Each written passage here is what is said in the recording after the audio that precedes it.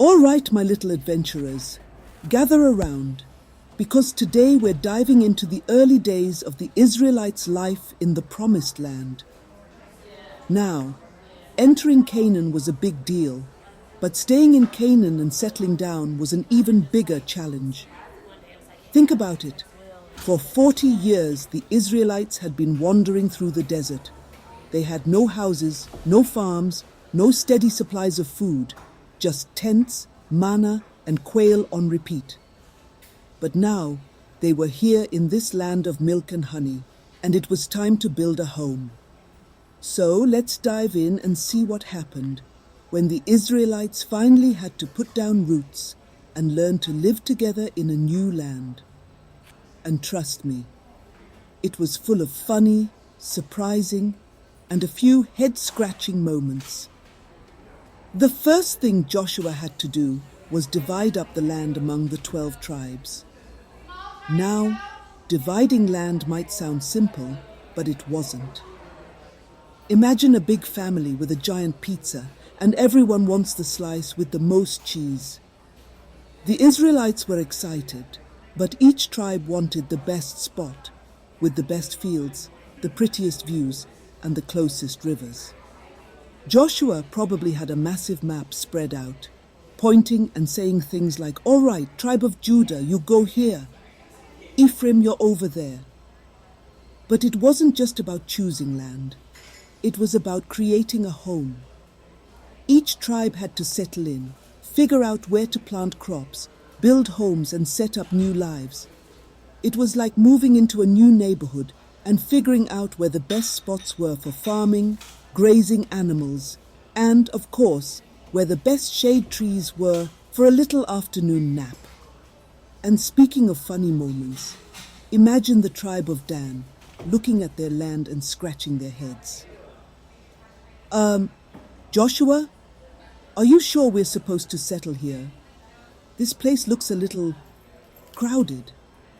And the tribe of Gad over in the east might have been thinking, "Is there a way to get a little closer to the water?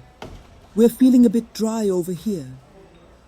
But Joshua was firm, and he reminded them that God had chosen these lands for them.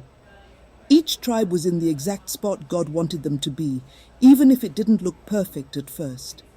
Now settling down also meant meeting the new neighbors. Some of the people in Canaan weren't too thrilled about sharing their land with the Israelites. They had been living there for generations, and suddenly, here comes a massive group of people ready to settle in. The Israelites quickly realized that not everyone had the same customs or beliefs. Some of the Canaanites worshipped idols, statues made of gold, silver, and stone. The Israelites had been taught by God to worship Him alone. And seeing these strange idols must have been both confusing and funny. Imagine walking into a neighbor's house and seeing a golden statue with a funny expression, and your neighbor says, "That's our God." The Israelites probably looked at each other like, that's nice. We'll just be over here." God had warned the Israelites not to mix their worship with that of their neighbors. He knew that idols were just lifeless statues, and that worshipping them would lead His people away from the truth. So, God instructed the Israelites to stay focused on Him and to be a light to their neighbors.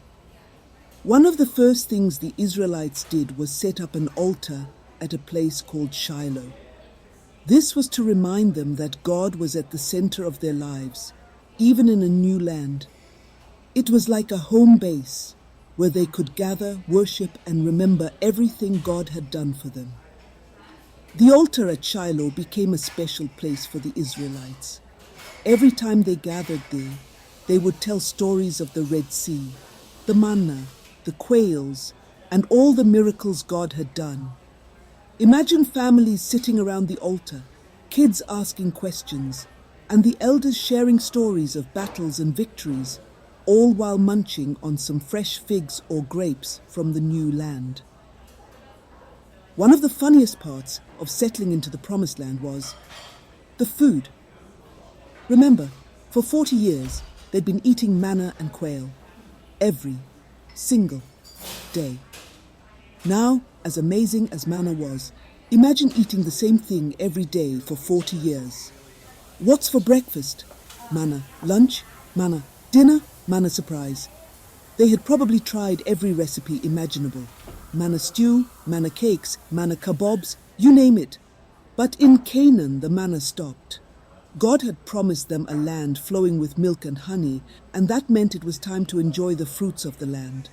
Suddenly they had grapes, figs, olives, wheat, barley, pomegranates, and all sorts of delicious things. The kids must have been like, "What's this? A grape? It's amazing." And some of the older folks who had grown up with manna might have thought, it's nice, but it's no manna. But as they enjoyed their new food, they also learned an important lesson: gratitude. God had provided for them every day in the desert, and now He was providing for them in a new way. They learned to thank God not only for big miracles like the Red Sea, but also for the small blessings, like a juicy fig or a handful of barley. For years, the Israelites had lived in tents that they could pack up and move. They had no need for furniture or big kitchens. They were always on the move. But now, in Canaan, they could build homes. Can you imagine the excitement? Families discussing plans. Should we build a mud brick house? Or maybe use some of those big stones over there? Oh, and let's plant a fig tree out front. Building homes also meant learning new skills. Suddenly, everyone was a carpenter, a farmer, or a builder. Some of the Israelites probably weren't very skilled at first. Imagine someone trying to build a table, and it comes out with one leg shorter than the others. Let's just call it a leaning table. It's a new style. And farming.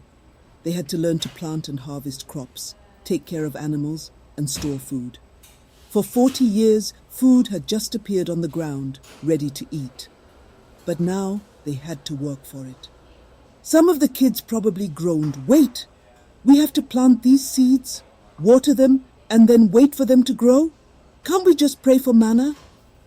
Living in a new land also meant learning to live together as a community. The tribes had to work together, share resources, and help each other out. This wasn't always easy. Sometimes one tribe might have felt like they got the shorter end of the stick, while another tribe seemed to have the best spot. But they learned that being God's people meant caring for each other, sharing, and sometimes compromising. And let's not forget the funny moments of adjusting. Imagine someone setting up a fence only to realize they'd accidentally fenced in their neighbor's goat. Or someone thinking, "This hill is perfect for my sheep," only to realize it was too steep, and the sheep kept sliding down. God knew that the Israelites needed reminders of His commands, especially now that they were in a land full of distractions. So, He gave them instructions to keep worshipping, to avoid idols, and to remember that He was their God. The Israelites set up reminders all around, like the altar at Shiloh, to help them stay focused on God. They also gathered for festivals and feasts, times when they could come together as a big family and celebrate God's goodness. These were times of laughter, storytelling, singing, and dancing. A reminder that worship wasn't just serious and somber, it was joyful. Connecting to Jesus. Now, little ones, you might wonder, what does settling in the Promised Land have to do with Jesus? Just as God provided a home for the Israelites, Jesus prepares a home for us, a place where we can be with Him forever. And just as the Israelites had to learn to live as God's people, we learn from Jesus how to love, serve, and live in community with others. Joshua 24:15. But as for me and my household, we will serve the Lord. Remember, little ones, that God is with us in every new place and every new challenge. Just like the Israelites in the Promised Land, we can choose to worship Him, be grateful, and live in harmony with others. Jesus shows us how to love and serve, just as God wanted the Israelites to be a light in their new land. Dear God, thank you for providing for us and for showing us how to live in love and harmony. Just as the Israelites learned to settle in the promised land, help us to settle in your love and to serve others with joy. Thank you for sending Jesus, who leads us and prepares a place for us. May we always choose to follow you. Amen.